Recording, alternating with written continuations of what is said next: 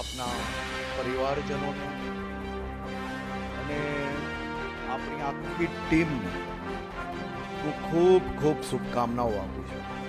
સાહેબને આ તબક્કે પ્રાસંગિક ઉદ્બોધન માટે આમંત્રિત કરું છું કે આપ પધારશો અને સૌ કોઈને સંબોધિત કરશો. તાળીઓના ગડગડાટથી આપણે સૌ એમને વધાવીએ.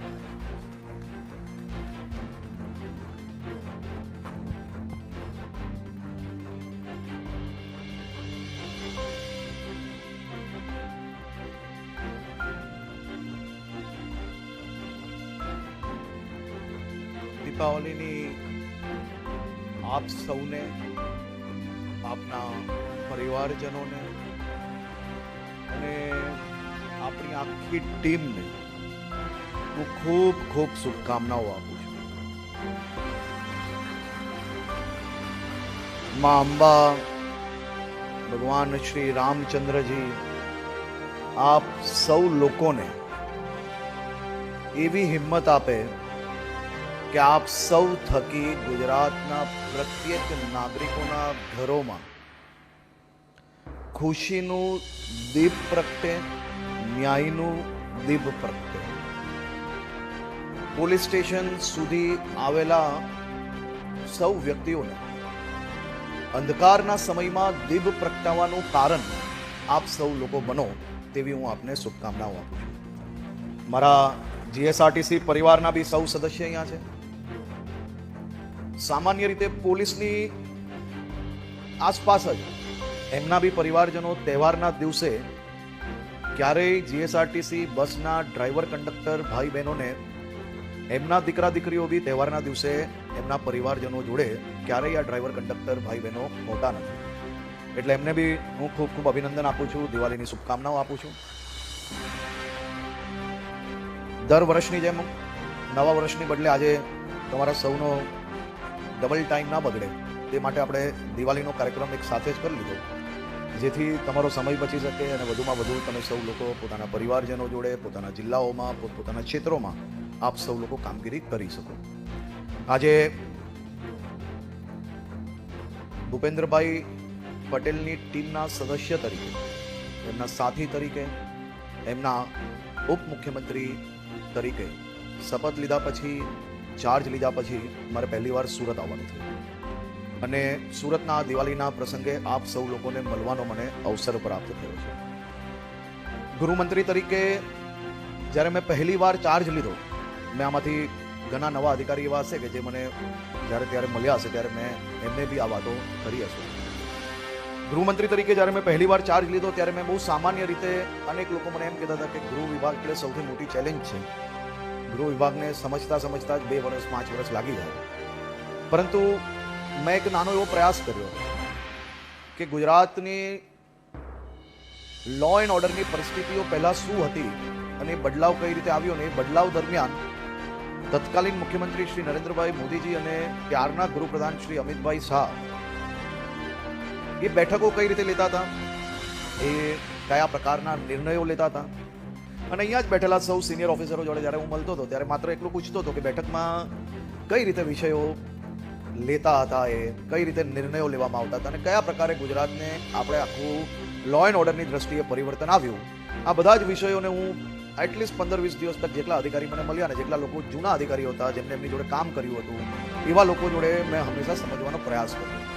અને મારા ગૃહમંત્રી કાળ દરમિયાન જેટલા નવા ઓફિસર્સ જેમને ગુજરાતમાં હમણાં જ આવ્યા હોય, જે લોકો નવી ભરતીમાં ડીવાયએસપી બન્યા હોય, જે લોકો એએસપી તરીકે આવ્યા હોય, એમને હું હંમેશા કહેતો હોઉં કે તમે જે પોલીસ સ્ટેશનમાં કે તમે જે એરિયાના ડીસીપી, એએસપી, એસીપી બનો છો, એ એરિયાના પોલીસ સ્ટેશનમાં જે સૌથી જૂના કોન્સ્ટેબલ્સ, એએસઆઈ કે કોઈ બી એવા પ્રકારના લોકો જોડે તમારે ભોજન કાં તો અડધો 1 કલાકનો સમય એટલીસ્ટ 15-20 દિવસ સુધી નીકાળવો જોઈએ કે જે એરિયાને સમજતો હોય, એરિયાની તાસીરને સમજતા હોય, એરિયામાં સોશિયલ ઇક્વેશનને સમજતા હોય, વાર તહેવારે કયા પ્રકારની ઘટનાઓ બનતી હોય એને સમજતા હોય, તો તમારું 15 દિવસની અંદર તમારું બધો જ એરિયા તમને સમજવો સૌથી સરળતાથી તમે સમજી શકો છો.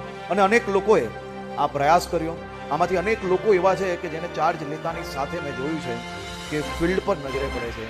ફિલ્ડ પર જવાથી લોકોનો વિશ્વાસ આપણા માટે વધતો હોય છે, કારણ કે સામાન્ય નાગરિક એક સિનિયર ઓફિસરની ઓફિસમાં આવતા આજે ક્યાંક ને ક્યાંક એમને સંદેહ અનુભવતા હોય છે, પણ તમે સામે જઈને જ્યારે મળતા હો છો ત્યારે એમની અંદર વિશ્વાસનું વાતાવરણ બનતું હોય છે. અને ગુજરાત પોલીસે છેલ્લા અનેક વર્ષોમાં આ પ્રકારનો વિશ્વાસ મેળવવામાં સફળતા પ્રાપ્ત કરી છે. તે બદલ હું આપને અભિનંદન આપું છું. આપણા સૌનું સૌભાગ્ય છે કે આપણે મુખ્યમંત્રી તરીકે એક એવા વિચાર શૈલી જોડે જોડાયેલા વ્યક્તિત્વ કે જે ટીમ વર્કમાં માને છે,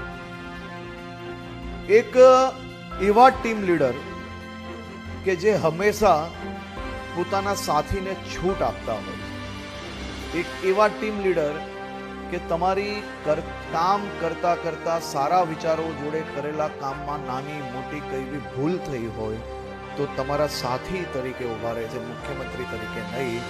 એવા ટીમ લીડર જોડે આપણે લોકોએ ગુજરાતમાં કામ કરવાનો અવસર પ્રાપ્ત થયો છે. તે આપણા સૌ માટે સૌથી મોટી વાત છે, સૌથી સૌભાગ્યની વાત છે. અને એમના જ માર્ગદર્શનમાં એમની ટીમમાં મને જે જવાબદારી હતી એ જવાબદારીનો સ્વરૂપ બદલાયો છે. અને આ બદલાયેલી જવાબદારીમાં હું ડબલ મહેનત કરીને એમને સાથે મળીને આપણા રાજ્યના વધુમાં વધુ પીડિત કે કોઈ બી પ્રકારે નાની મોટી ઘટનામાં જે ભોગ બન્યા હોય તેવા લોકોને ન્યાય અપાવવા માટે આપ સૌ જોડે ઊભો રહીને કામ કરવા માટેની મેં સંપૂર્ણ જે વ્યૂ છે, જે વિઝન છે, આ જ વિઝન જોડે આપણે સૌ લોકો ડબલ તાકાતથી લાગી જવા માટે આજથી આ દીપાવલીના શુભ અવસરે આપણા ઘરે એક દીવો ઓછો પ્રગટાવશો તો કોઈ વાંધો નથી, પરંતુ જેના ઘરમાં અંધકાર છે તે ઘરમાં ન્યાયરૂપી દીપ પ્રગટાવવાનું કામ એ મારા ગુજરાત પોલીસ પરિવાર પાસે મારી આશા અને અપેક્ષા છે. આપ સૌ લોકો ખૂબ સારી રીતે કામગીરી કરી રહ્યા છો અને આપ સૌ લોકો જે મહેનત કરી રહ્યા છો એ મહેનતને હજી વધારે આયોજનબદ્ધ નીચે સુધી કઈ રીતે ઉતારી શકાય તે દિશામાં આવનારો નવો વર્ષ આપણા માટે તો આ જ નવો વર્ષ છે. આપણે 1 જાન્યુઆરીએ નવો વર્ષ આપણા ત્યાં નથી થતો. ગુજરાત એક જ એવું છે કે જેનો બેસતો વર્ષ દિવાળીના 1-2 દિવસ પછી સામાન્ય રીતે તિથિ પ્રમાણે આવતો હોય. અને આ બેસતા વર્ષનો ઇતિહાસ જે લોકો બહારથી આવ્યા છે, જે લોકો અલગ અલગ રાજ્યથી ગુજરાતને કર્મભૂમિ બનાવ્યા છે, એવા સૌ લોકોએ આ નવો વર્ષ કઈ રીતે બનાવાય છે અને નવા વર્ષ પાછળનો ઇતિહાસ શું છે એ બી આ વર્ષે જરૂરથી જાણવું જોઈએ. કારણ કે તમે સૌ લોકો ભલે તમારું જન્મ ક્યાંય બી થયું હોય, તમે ભણ્યા ક્યાંય બી હો, તમે તમારું બાળપણ ક્યાંય બી નીકાળ્યું હોય, પરંતુ તમારી કર્મભૂમિ ગુજરાત છે. અને આ કર્મભૂમિમાં નવો વર્ષની આ જે વિશેષ જે વાતો છે એ બી જરૂરથી આપ સૌ લોકોએ એનો ઇતિહાસ જાણવો જોઈએ. અહીંયા ઘણા લોકો એવા હશે કે જેને આ ઇતિહાસ જોડે જોડાયેલા જેટલા લોકોને ઇન્ટરેસ્ટ હશે એ કોઈ વ્યક્તિ જરૂરથી આવનારી તમારી મિટિંગની અંદર આ ઇતિહાસ બી આપણે લોકોને જરૂરથી જણાવવો જોઈએ. હું ગુજરાત પોલીસને અભિનંદન આપું છું કે છેલ્લા 4 વર્ષમાં મુખ્યમંત્રી શ્રી ભૂપેન્દ્રભાઈ પટેલના માર્ગદર્શન આપણે સૌ લોકોએ ડ્રગ્સના નશાની સામે અભિયાન નહીં પરંતુ લડાઈ લડી છે. અને આ લડાઈને એક સ્ટેપ આપણે આગળ વધારવાની છે. આ લડાઈ એ આર પારની લડાઈ હોવી જોઈએ. આ વર્ષ દરમિયાન આપણે સૌ લોકો સાથે મળીને યોજનાપૂર્વક ડ્રગ્સનું ઇન્ટરનેશનલ રેકેટ સેન્ટ્રલ એજન્સીઝ જોડે મળીને દેશના લોકપ્રિય પ્રધાનમંત્રી શ્રી નરેન્દ્રભાઈ મોદીજી અને ગૃહમંત્રી શ્રી અમિતભાઈ શાહના માર્ગદર્શનમાં દેશભરમાં લડાઈ ચાલી રહી છે. પરંતુ એને આપણે વિશેષ રૂપે કઈ રીતે લડી શકીએ? વિશેષ રૂપે લડવામાં એટીએસ, બીજી એજન્સીઝ, આપણી ક્રાઇમ બ્રાન્ચીસ, એસઓજીસ અને લોકલ પોલીસ દ્વારા ઇન્ટરનેશનલ રેકેટ્સ એટલે કે ભારતની સીમામાં આવતું ડ્રગ્સને રોકવામાં આપણે ખૂબ મોટી સફળતા મળી. અલગ અલગ રાજ્યોમાં જઈને બી આપણે ડ્રગ્સના રેકેટો સાફ કરવામાં ખૂબ મોટી સફળતાઓ મળી. કેમિકલ ઇન્ડસ્ટ્રી ખૂબ મોટી આપણા ગુજરાતમાં હોવાના કારણે એના બાય પ્રોડક્ટ્સ જે હોય છે ડ્રગ્સના, એની અનેક બાય પ્રોડક્ટ્સ ફેક્ટરીઝને બી પકડવામાં આપણે લોકોને સફળતા મળી. હવે આ પછીનો સ્ટેપ શું હોઈ શકે? આ પછીનો સ્ટેપ એ છે કે નાના નાના જે પેડલર્સ છે એની ઉપર આપણે હલ્લા બોલ બોલાવવાના. હવે પછીનું દૂષણ એ આપણે મોટું ઇનકમિંગ બંધ કર્યા પછી હવે લોકલ લેવલના પેડલર્સને કઈ રીતે સાફ કરવાના છે એ દિશામાં આપણે પ્લાનિંગ બનાવીને આવનારા નવા વર્ષના દિવસે જ આપણે શ્રી ઓમ કરીને સીધું આ કામગીરીમાં ચડીને ગુજરાતના યુવા ધનને ભવિષ્ય બચાવવાની કામગીરી આપણે લોકોએ કરવી જોઈએ. સાથે સાથે ગુજરાતભરમાં આખા દેશમાં ક્યારેય ના ચાલ્યું હોય એવું, કદાચ આખા ગુજરાતનો આંકડો જ્યારે આપ સૌ લોકો સાંભળશો કે માત્ર 100 કલાકમાં જે યાદી હિસ્ટ્રી ચીટર્સ હોય કે પછી ગુનેગારો હોય કે પછી ગામની અંદર જે લોકો ભયંકર ત્રાસ આપતા હોય એવા સૌ લોકોની 100 કલાકની અંદર આવા ગુનેગારોની યાદી બનાવવામાં આવી. અને એવા અનેક ગુનેગારો જે લોકો સરકારની જગ્યાઓ જે સુરક્ષિત રાખવામાં આવી હોય લોકો માટે, એવા પર કબજાઓ કરીને ત્યાં જે આ ગુનાઓનો અડ્ડા ચલાવતા હતા એને નેસ્ત નાબૂદ કરવામાં તમે જે સફળતા પ્રાપ્ત કરી છે એ ખરેખર અભિનંદનને પાત્ર છે. પરંતુ આનાથી આપણે સંતોષ નથી મેળવવાનો. ગુજરાતની અંદર આ પ્રકારના ગુંડાઓ કે જે ટપોરી છે, જે સામાન્ય નાગરિકોને ક્યાંક ને ક્યાંક આવા લોકોથી પરેશાની છે, ચિંતા છે, એ ચિંતા દૂર કરવા માટે આવનારા 1 વર્ષમાં આપણે આ અભિયાનને વધુ નીચે સુધી કઈ રીતે લઈ જઈએ તે દિશામાં આપણે કામગીરી કરવી જોઈએ. હું કોઈ પ્રેમનો વિરોધી નથી. બધા જ નાગરિકોને પ્રેમ કરવાનો હક છે, પરંતુ કોઈ બી મોડેસ ઓપરેન્ડી થકી આપણા રાજ્યની દીકરીઓને ખોટા નામ ધારણ કરીને, ફોસલાવીને અને સોશિયલ મીડિયાના આ જમાનામાં ટેકનોલોજીનો દુરુપયોગ કરીને આપણા રાજ્યની દીકરીઓનું જીવન બરબાદ કરવાનું કામ કરનાર કોઈ બી વ્યક્તિ હોય એને આપણે ના છોડવો જોઈએ. અને એને માત્ર કાયદાની પુસ્તક વાંચીને એટલા પૂરતું જ નહીં, પરંતુ મનથી, દિલથી આવવું જોઈએ કે આ દીકરીની બદલે જો આપણી દીકરી હોત તો શું કરતે. અને એ પ્રકારના કડક પગલાઓ આવા લોકો પર ભરવા જોઈએ કે ગુજરાતની બોર્ડર છે ને, એ બોર્ડરની અંદર લવ જેહાદ જેવા કોઈ બી કારસ્તાન કરવાનો કોઈ પ્રયત્ન ના કરે. એ ચાહે કોઈ બી વ્યક્તિ હોય, નામ બદલે, નામ છુપાવે, કોઈ બી વ્યક્તિ હોય એની ઉપર આપણે કડક પગલાં ભરવા જોઈએ.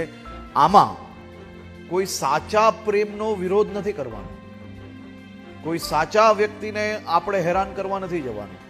આ બધા જ વિષયોમાં આપણે લોકોએ અદ્ભુત કામગીરી કરી છે, પરંતુ હજી વધુ કામગીરી કરવાની આપણે લોકોએ તૈયારીઓ કરવાની છે. તેરા તુજકો અર્પણ. તેરા તુજકો અર્પણ એ એવો કાર્યક્રમ છે કે જેના થકી હજારો લોકોને પોતાની ખોવાયેલી, ચોરાયેલી કે પછી અનેક જગ્યા પર ચીટિંગ થયેલી ચીજ વસ્તુ, કોઈનો કિંમતી સામાન, ભગવાનની મૂર્તિઓ, કોઈક માતાના મંગલસૂત્રો જપ્ત તો કરી લેતા હતા, પરંતુ વર્ષો વર્ષ સુધી કોર્ટના ધક્કા ખાય, પરંતુ એને ક્યારેય એની વસ્તુ ઝડપથી મળે નહીં. પરંતુ તેરા તુજકો અર્પણ એ એક એવું મોડલ છે કે દેશના બીજા અનેક રાજ્યો માટે પ્રેરણા પૂરી પાડી શકે. એ મોડલ થકી તેરા તુજકો અર્પણ દ્વારા ગુજરાત પોલીસે હજારો લોકોને એમનો અમાનત, એમનો હક એ પાછું સ્વમાનભર એને આપવામાં તમે સફળતા પ્રાપ્ત કરી છે. તે બદલ બી હું આપને અભિનંદન આપું છું. આજે આપ સૌ લોકો દિવાળીનો આપના પરિવાર જોડે, આપણા જિલ્લા જોડે કે પોલીસ પરિવાર જોડે જ્યારે દિવાળી મનાવતા હશો, મેં જોયું બહુ સરસ દ્રશ્ય જોયા. છેલ્લા 2-3 દિવસથી હું જોઉં છું ગુજરાત પોલીસના અનેક ડિવિઝનો દ્વારા, અનેક મહાનગરોમાં પોલીસ સ્ટેશનો દ્વારા. ખૂબ આનંદ આવે કે આપણી ગુજરાત પોલીસની બોલેરો એ માત્ર ગુનેગારોને પકડવા પૂરતી જ નથી. જો ગુજરાત પોલીસ શું છે ને, તો એ છેલ્લા 2-4 દિવસના દ્રશ્ય જોઈને તો જ લોકોને અંદાજો આવે. કોઈક જગ્યા પર દેખાયું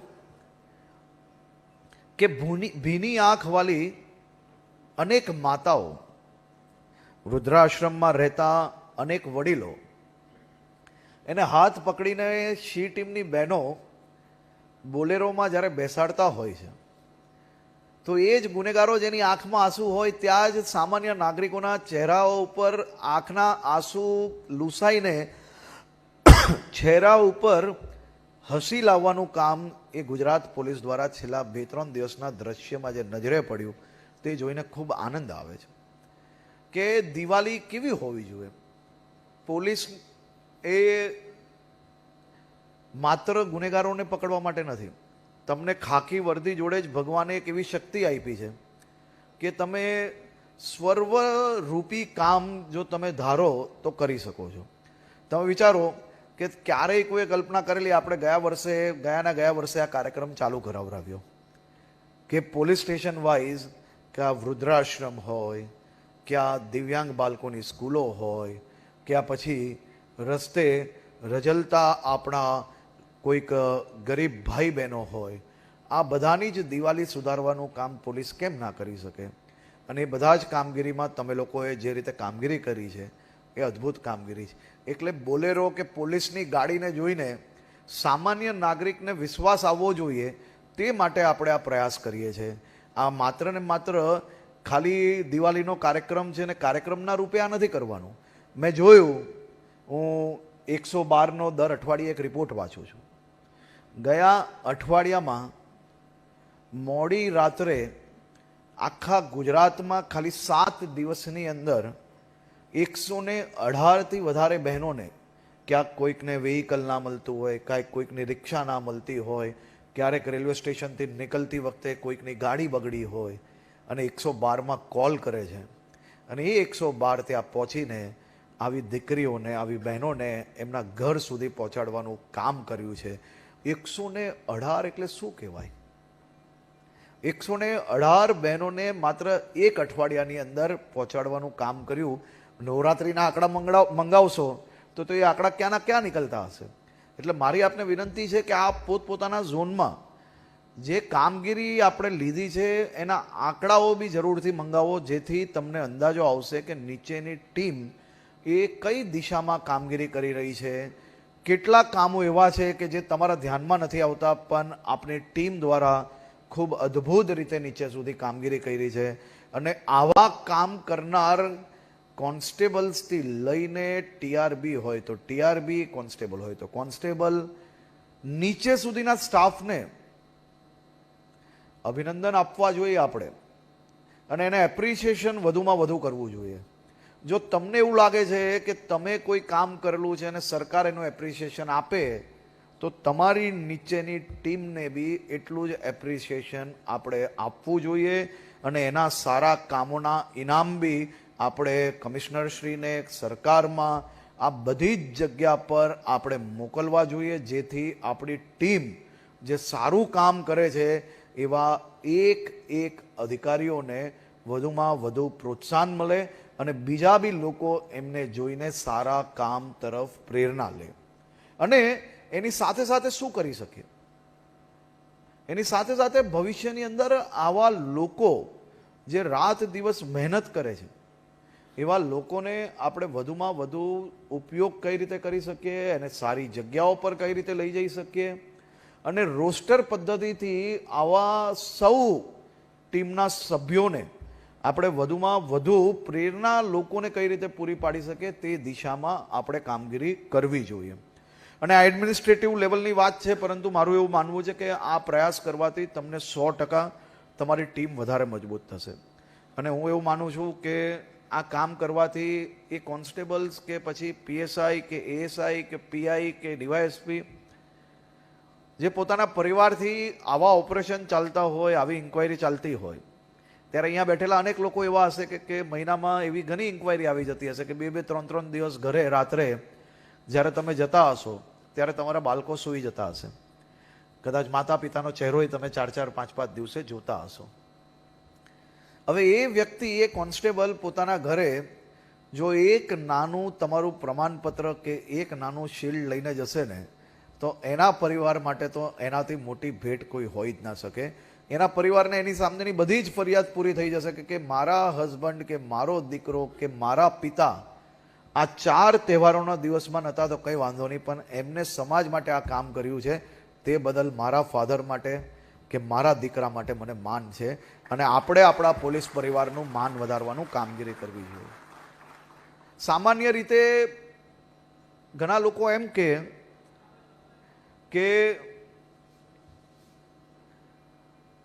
પોલીસની સારી વાતો, કારણ કે સામાન્ય રીતે કેવું છે કે ટીવી ચેનલ હોય કે ન્યૂઝપેપર હોય, સારી વાતો લોકો સુધી ક્યારેય નથી પહોંચવાની. તમારા ત્યાં 100 એવા કામ થયા હશે કે જેને 2 લાઈન બી નહીં મળશે, પરંતુ એક નાની ઘટના થઈ જશે ને તો એને 1/4 પેજ મળશે. એટલે આપણે આપણા સ્ટાફ દ્વારા થયેલા સારા કામો એ નિડરતાથી મૂકવા જોઈએ. જે ભૂલ થઈ હોય એ ભૂલને સુધારવા માટે બી આપણે લોકોએ પ્રયાસ કરવો જોઈએ, પરંતુ કોઈ ભૂલના કારણે આપણે વિચલિત થવાની જરૂર નથી. એ ભૂલ સુધારવા માટે જરૂરથી એ જ દિવસથી આપણે મહેનત કરવી જોઈએ અને વધુમાં વધુ લોકોને આપણે મદદગાર થવું જોઈએ. હું મારી આખી ટીમનો ખૂબ ખૂબ આભાર માનું છું, તમારા સૌનો આભાર માનું છું કે તમે સૌ લોકોએ ટીમના સભ્ય તરીકે આટલા વખતથી કામ કર્યું છે. અને હું આપને વિશ્વાસ અપાવું છું કે તમારા કરેલા મજબૂતાઈથી કામ અને એ કામનો શ્રેય એ જરૂરથી તમને લોકોને જ મળશે. પરંતુ તમારાથી કોઈ બી ભૂલ થાય તો એ ભૂલ મારા નામે હું સ્વીકારવા માટે તૈયાર છું. પરંતુ આપણે લોકોના સહયોગમાં આ જ રીતે હજી વધુ મજબૂતાઈથી મુખ્યમંત્રી શ્રી ભૂપેન્દ્રભાઈ પટેલના માર્ગદર્શનમાં એમના વિચારેલા કામોને હજી વધુ મજબૂતાઈથી